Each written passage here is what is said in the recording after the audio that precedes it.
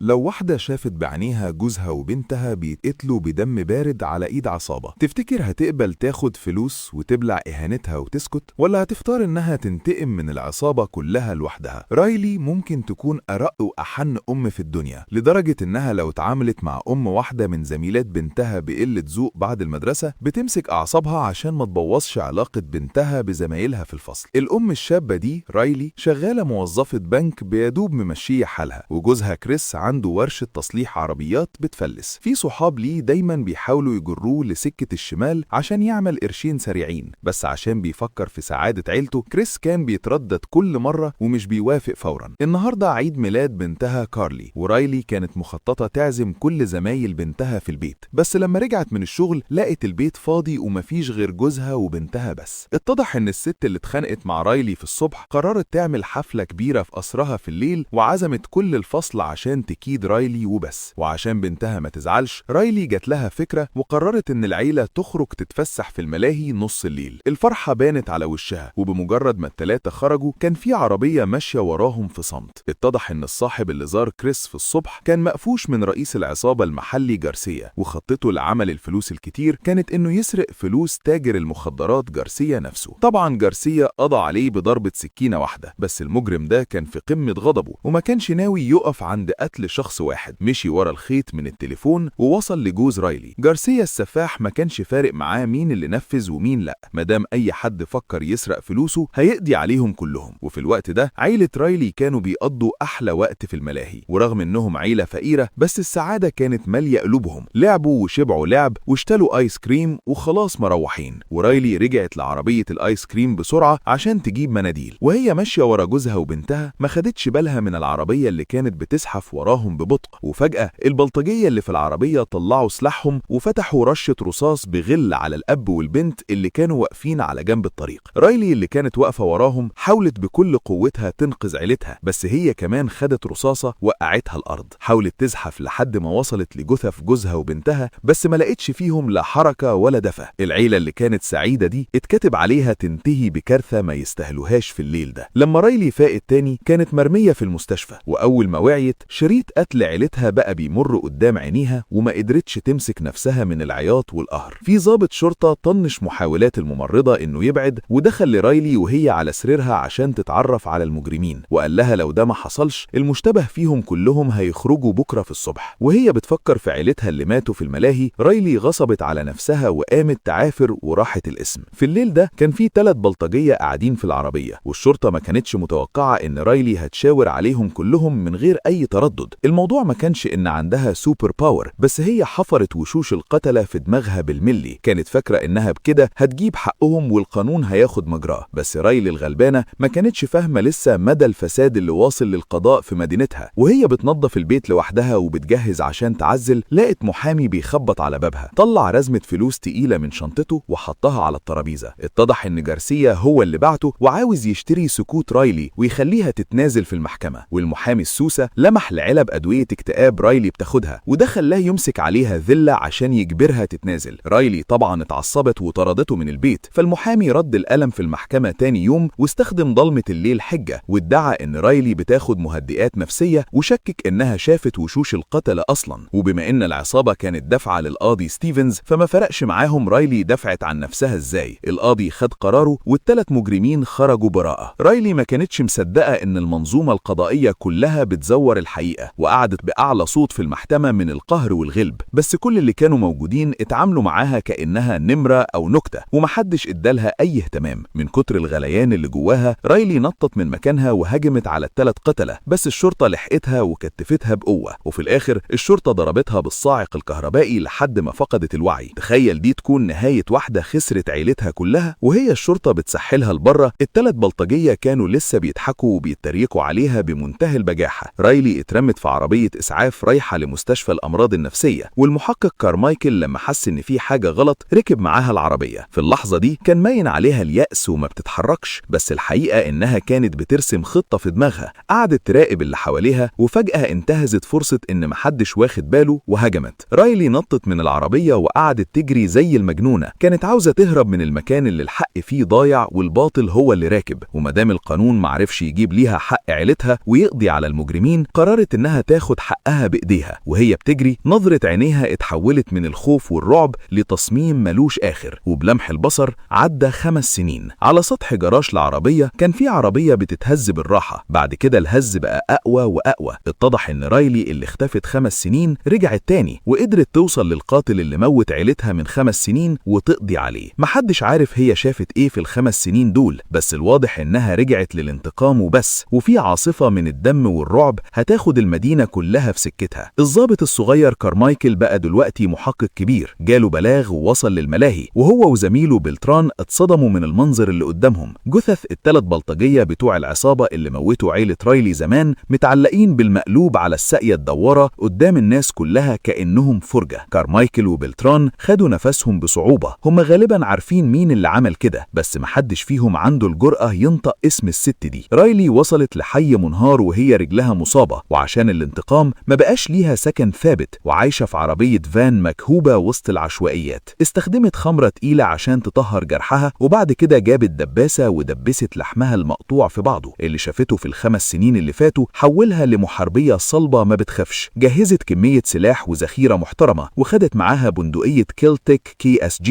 وكذا سلاح أبيض من خناجر لقبضة حديد، ولبست الدرع الواقي من الرصاص. كانت جاهزة تنزل تعمل نمرة تقيلة، وأول واحد كانت عاوزة تنتقم منه هو القاضي ستيفنز اللي ساب المجرمين يخرجوا زمان من غير حساب. القاضي ده اللي المفروض ينصف الحق ويطبق القانون زور الحقيقة عشان رشوة صغيرة وسمح للقتلة يهربوا. ورغم ان ستيفنز دلوقتي طلع معاش، بس رايلي كانت ناوية تخليه يدوق طعم حكم العدل بجد. سمرت ايده على الترابيزة ولفت حواليه فتيل متفجر كذا لفة، وخرجت من بيته من غير ما تبص وراها. بعد ما ركبت الأتوبيس فجرت القنبلة بالريموت من موبايلها، وقعدت تبص للشارع من شباك العربية بتوهان. الولد الصغير اللي كان قاعد جنبها فتح معاها كلام فجأة، واتضح إن عينه كانت على لعبة غزال معدن في إيدها. اللعبة دي كانت أكتر حاجة بنتها بتحبها، فرايلي اديتها للولد ببساطة. من كلامهم رايلي عرفت إن أبو الولد اللي نايم جنبه ده مدمن خمور وطبعه زفت، ومحتاج الولد هو اللي يراعيه. باختصار أب مهمل. الولد وأبوه نزلوا من الأتوبيس، والراجل السكران وقف ابنه عند الباب ودخل يشتري خمرة تاني. رايلي نزلت وقعدته في الأرض، وحطت فوهة مسدسها الجلوك 26 في بقه، وادت للراجل اللي ما بيعملش حاجة غير الشرب ومش متحمل مسؤولية ابنه درس مش هينساه. بالنسبة لها الناس دي مش مقدرة السعادة اللي في ايدها. هي قلبها مليان حنان، بس ما عندهاش بنت، والأهالي دول بيضيعوا فرصة حب ولادهم على الفاضي. بعد كده رايلي حطت عينها على واحد من رجالة جارسيا وراقبته وهو داخل محل مكسيكي، والمدخل كان عليه حراسة تقيلة من رجالة ماجانس. وكانت بتفكر تدخل ازاي لحد ما لمحت ست مشردة معدية بعربية تسوق قدامها، وبعد كده الست المشردة دي زقت العربية لحد الباب الوراني للمحل المكسيكي، والحقيقة انها كانت رايلي متنكرة. الرجالتين الماجانس اللي واقفين يحرسوا الباب زقوا العربية بتاعتها بعيد بغشامة، بس في الثانية اللي بعدها على طول رايلي كانت جوه المحل. قعدت تراقب في السر من الدور الأول، وشافت عدد كبير من بلطجية العصابة قاعدين، وعرفت ان المكان ده مركز حيوي لجارسيا. رايلي طلعت الدور التاني في هدوء وهي معاها البندقية، ووربت باب واحد من الأوض مسافة صغيرة لتكتشف ان ده مركز غسيل الأموال بتاع جارسيا، واللي متكون فيه كميات مرعبة من الفلوس. واحد من الحرس لمحها عند الباب وجري يمسك سلاحه، بس رايلي لحقت تستخبى وكسرت أكرة الباب بغل عشان تحبس اللي جوه لفترة مؤقتة. صوت الضرب سحب باقي العصابة، ورايلي بدأت تقضي على اللي بيهجموا عليها بالبندقية بتاعتها. ولما لقت العدد بيزيد نطت من الدور التاني ونزلت وسط الرفوف الزحمة في الدور الأول، وهناك بقى المكان ملعبها. واستخدمت البندقية KSG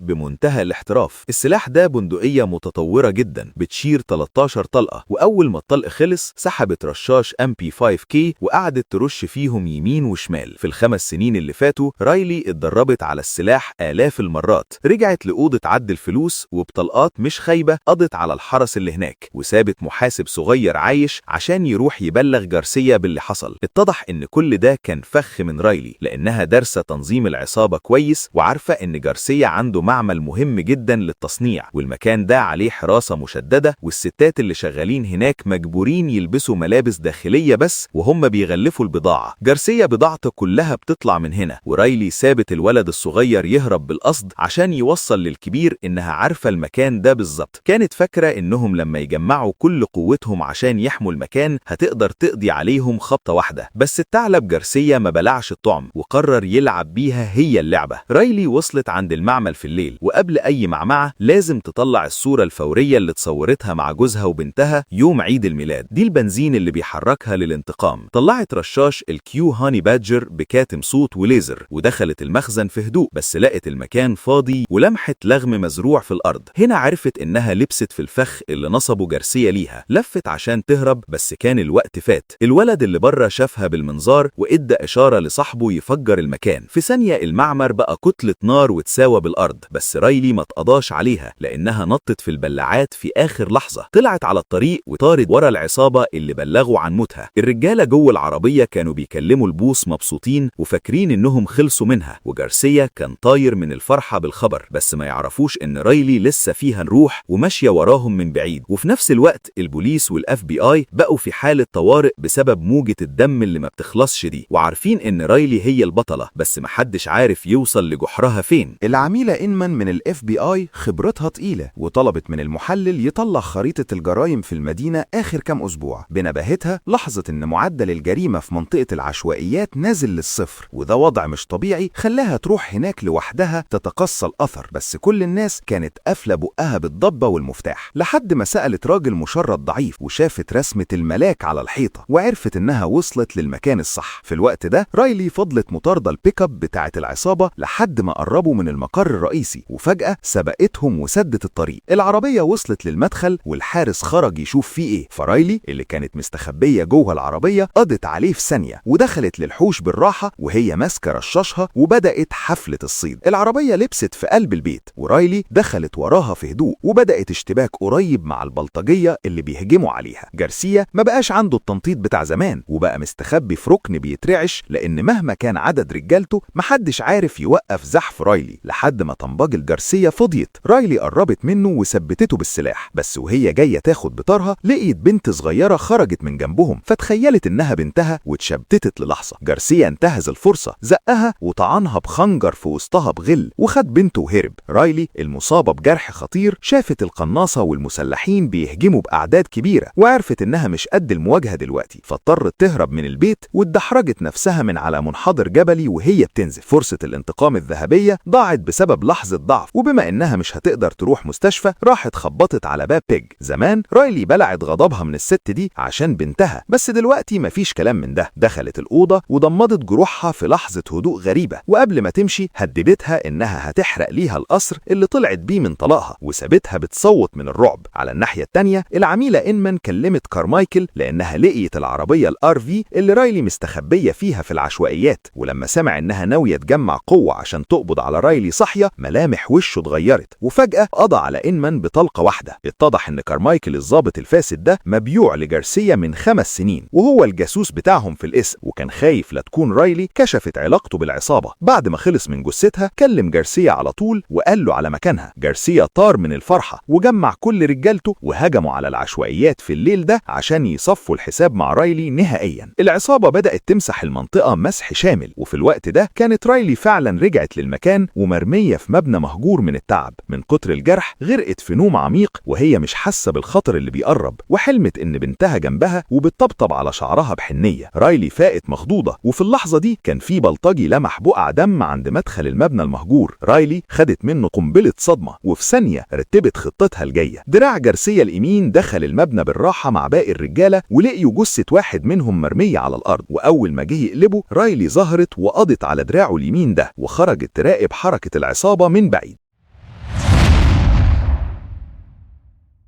وفجأة سمعت صوت رن التليفون جاية من صندوق زمالة قريب، فتحته ولقيت جثة ست، وطلعت جثة العميلة إنمان. اتضح إن زمايلها لما لقوها اتأخرت قعدوا يطلبوا رقمها كذا مرة. رايلي شافت الموبايل وجات لها فكرة صايعة، لأنها ما بقتش تثق في نظام القضاء الفاسد في المدينة. ما خطلتش واتصلت بالبوليس، بس فتحت لايف من الموبايل وفضحت كل اللي بيحصل في العشوائيات قدام الناس كلها. وباللايف ده كارمايكل اتكشف على المكشوف. أول ما المديرية شافت الفضيحة دي والعصابة وهي محتلة المنطقة، الدنيا اتقلبت والقوات كلها اتحركت على هناك. جارسيا لما ملقاش رايلي فقد أعصابه وسحل بنت صغيرة من المنطقة وهدد بقتلها لو رايلي ما ظهرتش حالا، والأطفال هم نقطة ضعف رايلي وما تقدرش تشوف طفل بيتأذى قدامها. ولما شافت جارسيا مصوب مسدسه على راس البنت وبيعد تنازلي، عرفت إن مفيش مهرب وظهرت قدامه أخيرا وجها لوجه. جارسيا المغلول قعد يضرب في رايلي المصابة بمنتهى البشاعة قدام كل الناس، وبينما هو عمال يتعامل بجبروت، صويت السرينة ملا المكان وقوات الشرطة الأساسية وصلت الموقع. كارمايكل شاف البوليس وصل ومن كتر خوفه رفع شارة الشرطة وقعد يصرخ إن واحد منهم، بس الحركة دي خلت جارسيا يفتكر إن كارمايكل هو اللي بلغ عنه وخانه، والسفاح ده أكتر حاجة بيكرهها هي الخيانة، فقضى عليه بكام رصاصة في صدره. جارسيا حاول يهرب بس رايلي ظهرت له من مفيش وادت له بوكس في وشه وركنته الأرض. الغل اللي بينهم كان لازم يخلص. رايلي رفعت سلاحها وثبتت جارسيا، وفي اللحظة دي وصل بلتران ورجالته وقعد يصرخ فيها إنها تقف وإن القانون هو اللي هيحاسب جارسيا، بس رايلي ما بقتش مصدقة في عدل متغطي بالتراب وكان لازم تجيب حق عيلتها بإيدها. وبعد ضرب نار وهرجلة البوليس دخل يفتش، ورغم إنهم متأكدين إنهم صابوا رايلي بس ملهاش أي أثر على الأرض. الست دي فص ملح وداب، وأول ما الشمس طلعت في الصبح رايلي كانت بتعافر لحد ما وصلت لمقابر جوزها وبنتها. أخيرا جابت حقهم بعد 5 سنين من العذاب، وكانت وحشاها لمتهم ونفسها تروح لهم وتبقى العيلة سوا للأبد. بلتران وصل ونقل رايلي اللي كانت بتنازع للمستشفى وأنقذ حياتها. قضيتها قلبت الدنيا في المدينة والناس كلها كانت شايفة إنها لازم تخرج براءة، بس الكبار في المديرية صمموا إنها تتحاكم على القتل. وفي يوم بلتران جه المستشفى ووقف مكان الحارس ودخل لرايلي على سريرها، مسك إيديها بحنية عشان يثبت لها إن مش كل الضباط وحشين، ومشي من غير ما يبص وراها. رايلي بصت في إيدها لقت فيها مفتاح الكلبشات. ملاك الانتقام اختفى من ساعتها، وممكن في يوم تلاقيها ظهرت جنبك شايلة غلها ضد الظلم وبتطبق العدل بإيدها. رايلي في الآخر خدت حقها وطارت، سابت لنا المفتاح وسابت للمدينة كلها درس مش هيتنسي. لو الفيلم ده عجبك اخبط اللايك اللي بيقضي على أي ملل، وقول لنا في الكومنتات هل بلتران عمل الصح لما ساب لها المفتاح. واشتركوا في قناة فيلم تيك أواي وفعلوا الجرس عشان تتابعوا ملخصاتنا الجديدة أول بأول. أشوفكم في الفيلم الجاي.